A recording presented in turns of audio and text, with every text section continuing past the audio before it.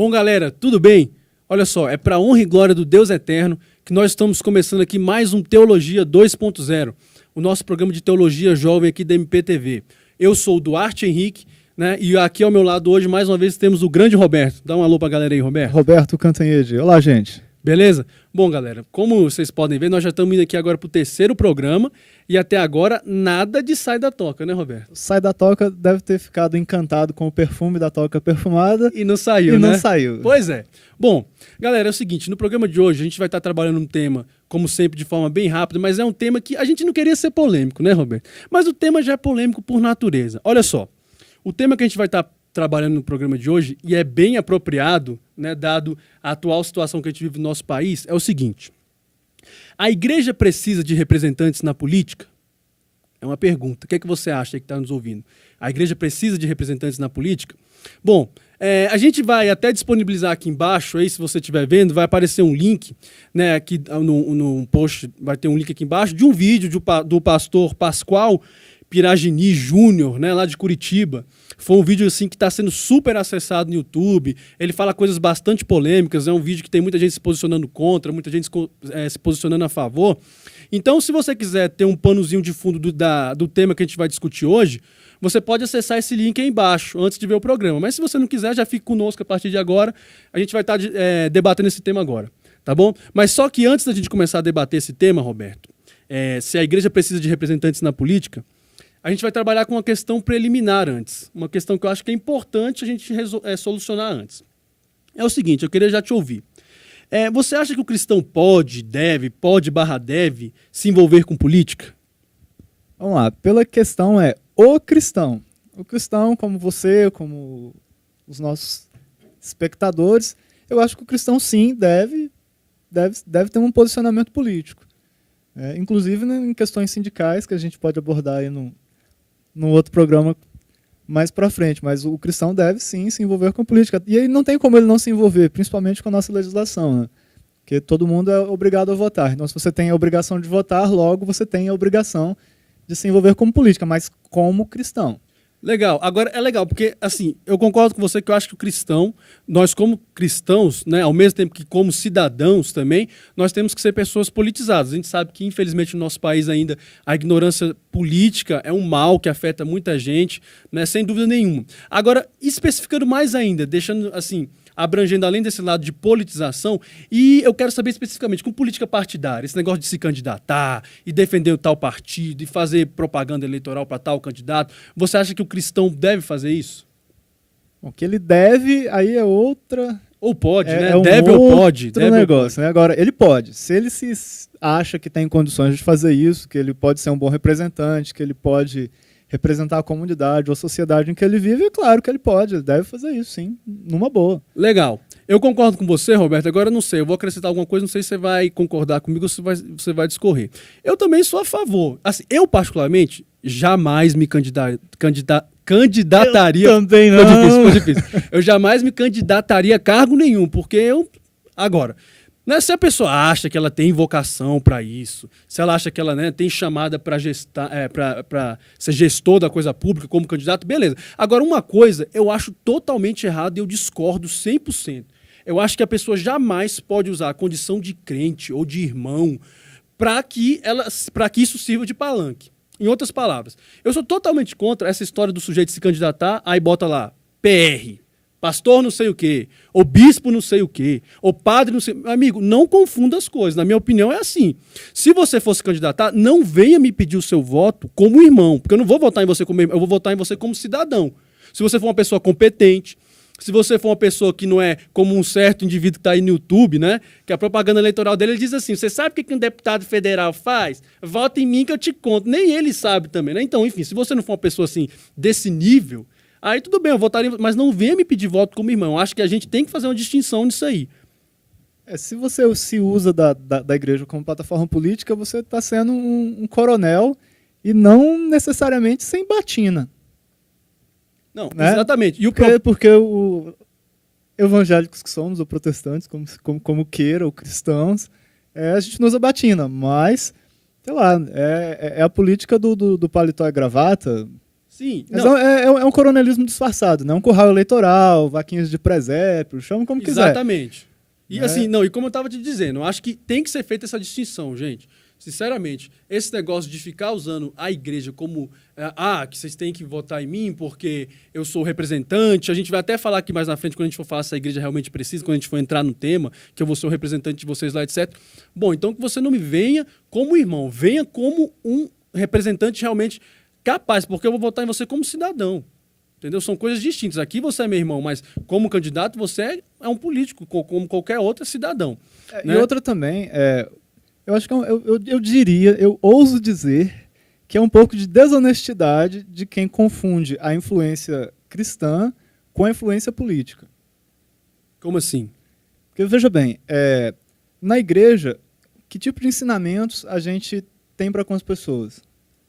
Olha, tem a doutrina fundamental lá do cristianismo, que olha, Cristo morreu por você para que você pudesse ter a vida eterna, e os outros comportamentos que o cristão deve ter para com a sociedade. Né? Você deve orar pelos seus representantes políticos, você deve preservar a ordem, você deve revidar só quando for a última consequência, e mesmo assim, você tem que exceder a justiça.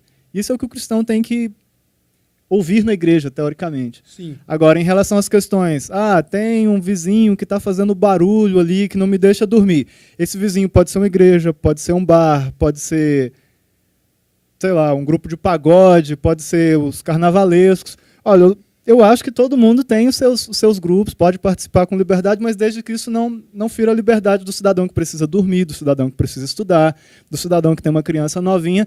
Então, eu acho que não interessa quem é que está ali do lado. Olha, se ele está fazendo barulho demais, peraí, sua hora já deu.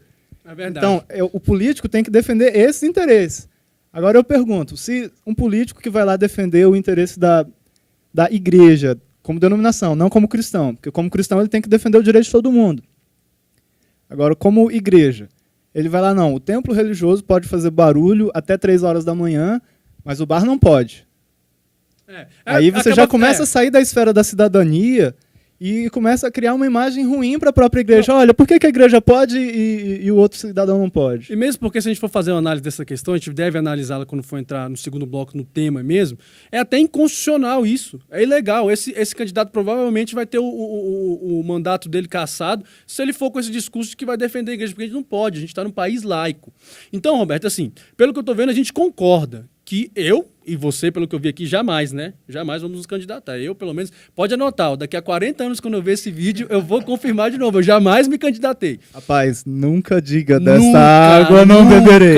Nunca. Mas enfim, né, brincadeiras à parte, o que eu pude perceber aqui é o seguinte: a gente até acha que, se a pessoa acha conveniente, mesmo sendo cristã, se envolver e botar adesivo no carro e defender, ou se candidatar ou fazer propaganda para algum candidato, ela pode, né? Uma coisa. Agora, desde que ela não mistura. De forma consciente. De forma consciente, até o que a gente vai entrar agora aqui no segundo tema, que eu queria falar também.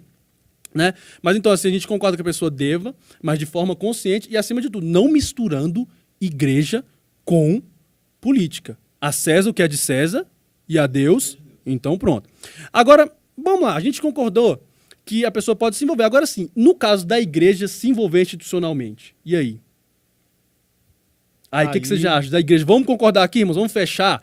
Vamos tal candidato ou aquele outro? Vamos apoiar tal candidato, aquele outro? Agora, como igreja, como instituição, e aí?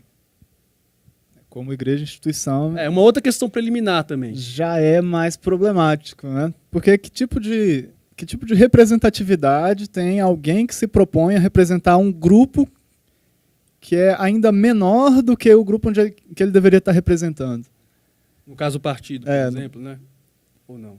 Não, porque a igreja é menor do que o partido. A igreja é muito menor do que a unidade da federação, por exemplo. Uma denominação que seja. Assim, no caso de certos cargos, sim. Mas, assim, eu vou dizer, assim, eu particularmente, aí eu sou totalmente contra. Radicalmente contra. Quanto a resposta da questão, a igreja denominacionalmente precisar de um representante político, eu não sou favorável. Radicalmente contra. Eu sou, assim, xiita nesse ponto. Eu acho que a igreja não deve. Mas você votaria num candidato cristão? Bom, aí é outra coisa, o que eu falei aqui no começo. Se ele fosse competente, se ele não fosse o que tá aparecendo no YouTube, que eu não vou dizer o nome, que não sabe nem o que um deputado federal faz e ele é candidato a deputado federal, se ele fosse uma pessoa competente, eu votaria, mas não votaria nele porque ele é meu irmão. Nisso a gente concorda. Porque ele é um cidadão. Na política, apesar do tanto de coisa triste que a gente tem vivido aqui em Brasília ultimamente, né, a gente está meio desiludido, a gente precisa de pessoas competentes. Né? É claro, não vamos entrar no mérito se vai ser quanto mais competente, mais vai roubar, etc. Né? Como dizem alguns ironicamente, mas eu não estou dizendo isso. Mas precisa de pessoas competentes. Agora, vamos lá. A gente concorda, então, que a igreja, como instituição, ela não deve se envolver.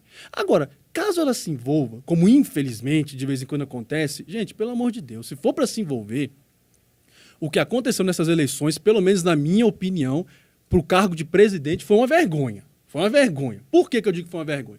Eu não tô defendendo nenhum candidato aqui, isso tem que ficar bem claro. Agora, a gente tinha uma candidata que supostamente, né, era competente e era aquela coisa toda. Só que aí qual foi minha surpresa? Quando majoritariamente as nossas igrejas resolveram apoiar um partido, que eu não vou dizer o nome, mas que até, assim, eu cresci ouvindo dizendo que era o partido do capeta, que era o partido do diabinho, que não podia votar, que era pecado e tal. Aí você vê como é que a política é uma coisa estranha. Agora, de repente, a igreja toda se volta e apoia a candidata desse partido. Eu achei uma contradição. Eu, sinceramente, como eu disse aqui, eu não estou defendendo nem A nem B, mas para mim foi contraditório, porque não sei se para você pareceu isso, mas para mim ficou parecendo... Aliás, ficou bem claro que o que comanda realmente a política são interesses outros, que não esse interesse de vamos querer uma representante cristã na política. Isso eu não consigo justificar também o porquê dessa modificação, não. Porque as propostas do partido não mudaram. Aliás, eu acho que elas até se agravaram em relação a algumas coisas. Né? Então, o que faltava para a igreja apoiar esse tal partido? Era esse agravo? Será que ninguém sabia do agravo? Será? Né? Pois é, não. E o pior é que, gente, quando a igreja se envolve, tem cada cena constrangedora. Às vezes você está no trabalho, aí de repente o candidato entra. Gente, que vexame, aí tem que parar o trabalho, o candidato fala. Às vezes. Não, eu já fui num lugar uma vez que o candidato, olha só, ele pediu licença para saudar os irmãos com a paz do Senhor. Olha que absurdo, o cara invade nosso ambiente totalmente fora. Ele estava numa igreja católica romana? Não, ele estava numa igreja protestante, que eu não vou dizer o nome.